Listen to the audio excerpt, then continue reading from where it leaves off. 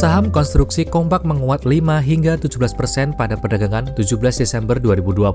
Kenaikan ini didorong oleh progres positif SWF Indonesia setelah terbit 3 aturan yang mengatur tentang modal awal, tata kelola dan operasional, serta pansel calon anggota SWF. SWF akan menjadi pendorong bagi saham sektor konstruksi di tahun 2021. Karena bisa menjadi modal untuk pembangunan infrastruktur. Selain itu, dana infrastruktur yang naik juga menjadi katalis positif untuk konstruksi tahun 2021. Lalu, bagaimana menyikapi harga saham konstruksi yang sudah naik? Apakah masih boleh dibeli? Bagaimana prospeknya ke depan?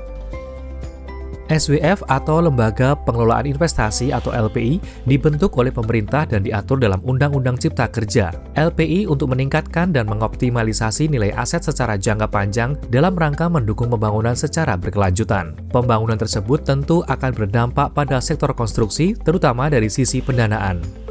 Dengan adanya SWF, konstruksi memiliki alternatif lain selain utang bank dalam pendanaan untuk proyek pembangunan. Dampaknya adalah rasio utang saham-saham konstruksi yang menjadi baik. Modal awal yang diberikan 15 miliar rupiah dan secara bertahap akan dilakukan pemenuhan modal hingga mencapai 75 triliun rupiah di tahun 2021. Selain itu, dorongan pemerintah untuk melalui peningkatan anggaran infrastruktur di tahun 2021 sebesar 417,8 triliun rupiah, naik 48,6% dibanding tahun 2020, menjadi katalis positif bagi perusahaan konstruksi yang berpotensi membuat turnaround story setelah terpuruk di tahun 2020. Dana infrastruktur yang naik ini untuk membiayai proyek strategis yang telah disusun oleh pemerintah. PUPR pada tahun 2021 memiliki 1.900 proyek dan 30% akan dilelang hingga Januari 2021. Hal ini akan membuat peluang saham-saham konstruksi untuk mendapatkan proyek baru akan terbuka. Sejauh ini, inilah rekomendasi saham kami.